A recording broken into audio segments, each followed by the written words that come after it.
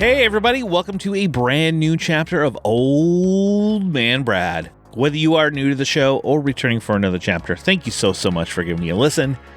And if you love the show, drop me a review over on your favorite podcast app or become a patron over at patreon.com/oldmanbrad.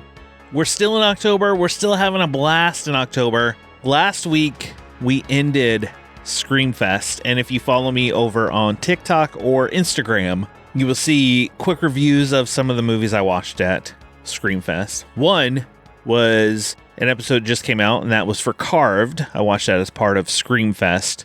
And Carved is a new Huluween film that you can watch on Hulu right now. Scared Shitless was another one I watched, which, oh my God, that movie was right up my alley.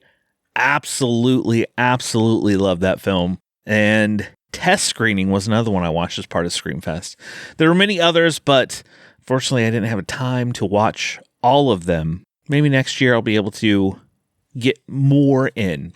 But still in October, still rolling through, I have another great new film for you. It is called I Will Never Leave You Alone. We've had a few films that deal with tragedies and people dealing different way that people deal with traumatic events and such this year. I mean, we had recently Daddy's Head. We've had Little Bites that just came out recently. And there's been some others, but this is another one that came out. Strong movie. It's directed by D.W. Medoff. And I got a chance to sit down and chat with the star of the movie, Kenneth Trujillo. So we'll move into that interview here in a minute. And I will give my thoughts, spoiler-free thoughts, because there are some scenes in this movie that definitely do not want to get spoiled before you see it. Before we move into the interview and all things, I Will Never Leave You Alone. If you're in the Cincinnati area, come out to Frightful Fridays on the third Friday of the month. I host a horror screening there at the Esquire. This month in October, we just finished up Trick or Treat. Great crowd for that one. In November, we are going to be watching Thanksgiving. And who doesn't want to celebrate the Thanksgiving season without a killer turkey? But come out November 15th, 10 p.m., and let's watch a movie together. All right, let's move into I Will Never Leave You Alone. Good day today, huh? Can't believe you're getting out today, man. I handpicked this place for you. It's a brand new program. It comes with housing and food. It's some kind of real estate watchman type job. When someone dies in the house, people think there are evil spirits left behind. So we go in and evict them. So what I need from you is 6 days in the house. No contact, no leaving. Got it? You're gonna be fine. Just light the candles at dusk, say the little prayer, and be on your way. We stand by our Hangsa clearings. Richard?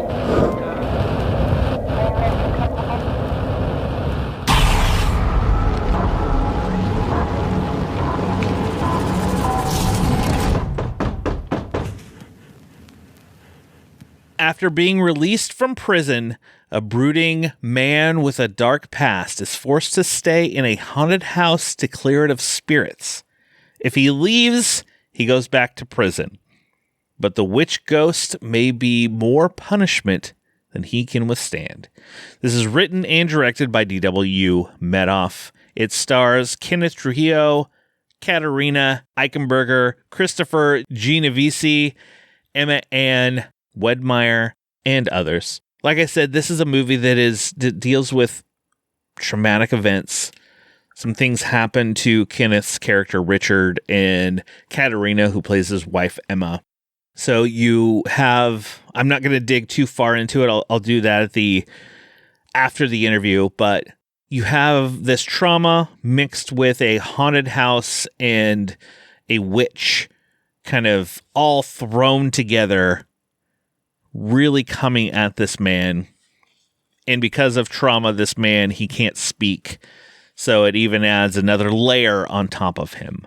But I will talk a little bit more about the film. First, let's listen to what Kenneth has to say, and then I will talk to you on the other side.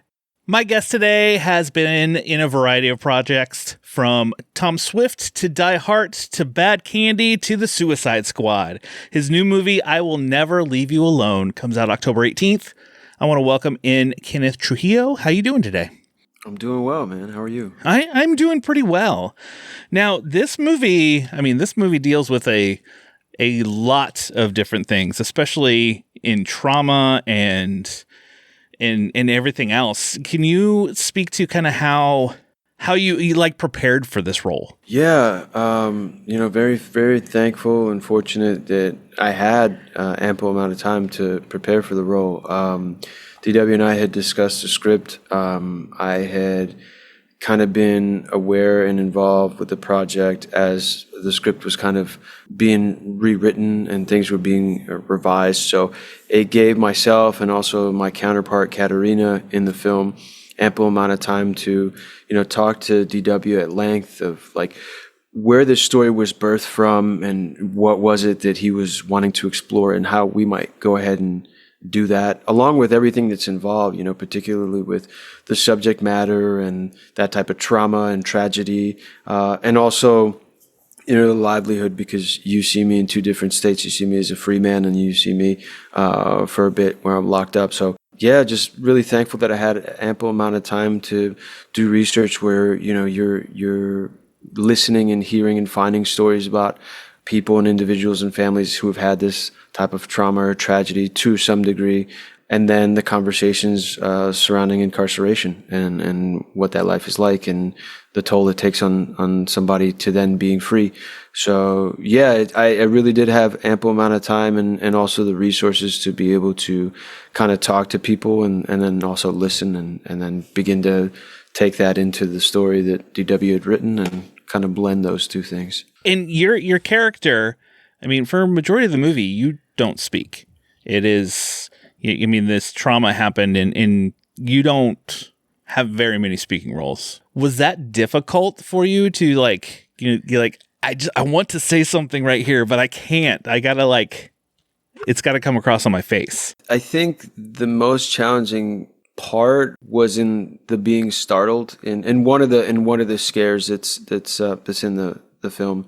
I think that was one of the things. But aside from that, no, it's just like the internalization of all those things, and okay. the fear that you look at people's faces. Like, it's like if you watch a horror film that you're really terrified of and you just mute it and you're watching what somebody sees and how the life is in their eyes. And so what that's like, and you look at that, and also the set was, pretty scary. So or like eerie. And so to be able to draw on that and kind of build on those things visually with what I was doing with my face was something that I gave a lot of consideration to. I think it was just in the jump scare where I was like, yeah, man, remember, you don't talk. You can't scream here or yell out. Yeah. About how long was the shoot for this film? If memory serves correct, about 13 days. Okay, so it was a pretty short. Pretty short. We were really running, but just a good solid group of individuals that knew what they wanted, and again, we had ample amount of time as far as like the access to the site and the location and the scout to be able to say on the day, this is how we're going to be moving. And your co-star Katerina, yeah, how well did you guys play off each other? Really well, really well. Yeah, I've said this before and I can't say it enough. She's just a wonderful scene partner. She's a wonderful artist. And so part of that came in the preparation of having had the time. And then, because in the film we're a couple, so we get to talk about what that couple life, what that married life is like. But also, who were we as individuals before we came together? So we had that conversation, but at the same time to work with an artist that you trust implicitly, where that environment is created for you to feel really comfortable being as vulnerable as you possibly could. So yeah, it's kind of Bonnie and Clyde through those portions of our shoot where it's like, we're really exploring this and we're going to do our honest best, and I'm here for you, you're here for me, and let's go for it. And did you do any kind of you said you had some time to kind of work a little bit. Were there some kind of rehearsals or days you weren't filming of we filmed this yesterday. What if we kind of went this route or did this with our characters? No, I wonder what that would have been like had we had, time on our side in that way. But no, it was pretty much having had that time to be able to have those conversations, because I think we had met with DW like 4 or 5 times individually to kind of talk about the life that the script was taking on, and then talking about the character building scene to scene, and in those flashback sequences. But once we were there on the day, it was pretty much, hey, this is what we're set up for. This is where we're going to be doing this thing that we had kind of talked about. And in those moments in the in between, if there was something else that you might want to try, is just letting the other person know and kind of going from there, or just asking for another and say, hey, yeah, there's a little bit more juice in the tank. Let's see what we got. So I'm sure with the shorter, shooting time, it was a little harder to be like, well, let's try this, let's try this, let's try this. Yeah, which at the same time, you at the same time, like the effect of that is like, you try not to overthink it too much either. You try to just say, hey, we know we have a few cracks at this, and let's be super present and give it our all. So, yeah. What did you find some of your biggest challenges with it on this film? Because you've done quite a range of, from TV to action movies to comedies to all kinds of different things. Like coming into this, did you find anything in particular a real challenge? Yeah, no, it's the weight of the tragedy and the trauma. DW said, he looked at me, he said, "I'm going to hurt you." And I was like, all right. And, it's really, I think, the tone of the film and the shooting, all those days compounded, and, it's like these flashbacks of these moments and then back to the trauma and tragedy of it all. I felt a lot lighter like 2 weeks after we wrapped. I began to feel like a greater sense of levity than I did during the duration of the shoots, because they were just takes a toll, like, and just the being in those kind of feelings for that length of time for the day. It's like you get home and you just crash, and then you're ready to do it kind of again the next day. So yeah. You said that I could only imagine what kind of like energy is expended in that type of thing. Like, how did you prepare yourself for the next day? All right, we're going to do this all over again. I'm going to be beaten and broken. I got to do it again. Yeah, I think, we moved really quickly, but we had a really efficient crew, and then we had a DIT on set. His name is Colin Babcock, and so he was basically all the dailies that we shot every day and organizing those things. But because we would jump around from time to time, there might be something where, this morning we're doing something that was from right after lunch yesterday. So to kind of stay in tune where the frame of mind of what we had captured previously as part of that continuity, to have him on set was a blessing to be able to do that. But, just the preparation of the day is going back to, keynotes that I had made about who Richard was as a person and the circumstance he currently found himself in. So to be able to go through that, and then, just the through line of what he loved. So just going back to that at the beginning of each day, it's like, the days are long and things are getting hazy. What do we know? We know at the end of the day, this. Hold on to that and, move through the day. So the schedule for it, did you do, say, like the flashback scenes where you spoke more before you really got to where he was going to break you down, or vice versa? No, we all the heaviest part of the film we shot the first day. Oh, wow. Yeah. Just right in, ready to go.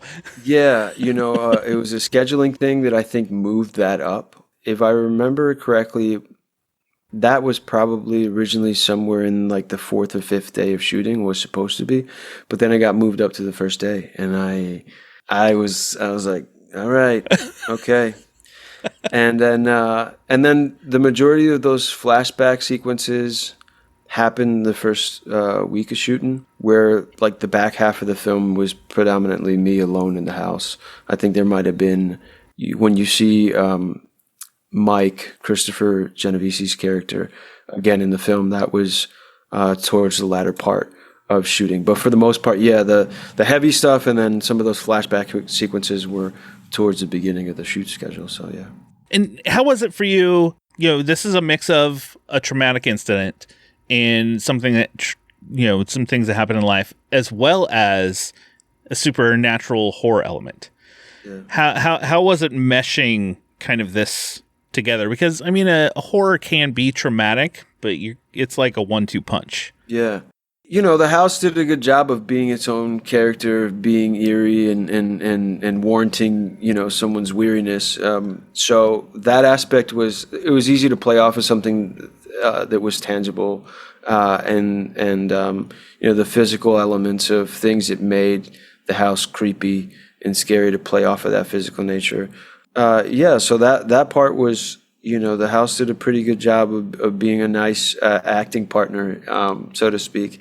And then, you know, just the weight of the trauma and the tragedy was, you know, in the writing, and then real stories that I had found to kind of draw from, parallels to kind of remember and play back and kind of stay with those things. I think the blending of those two worlds really grounds the film first in the trauma, because people experience tragedy all the time. Yeah.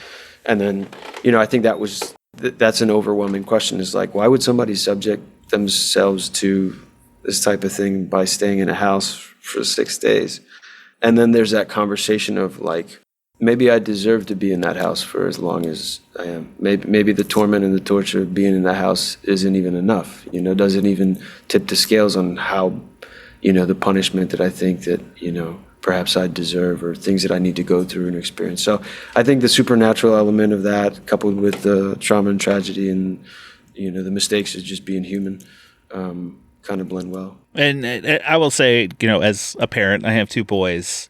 I mean, there was some stuff. I mean, it got to a point that was hard to watch, and I've watched some crazy horror movies, and it hits you differently when you can experience something like that in your life. It just hits differently. And you guys, Katerina, I mean, everybody, you guys did a fantastic job of just like, you could tell the brokenness and the tiredness and everything else. Thank you. I appreciate that. Yeah. You said that the house was kind of its own character.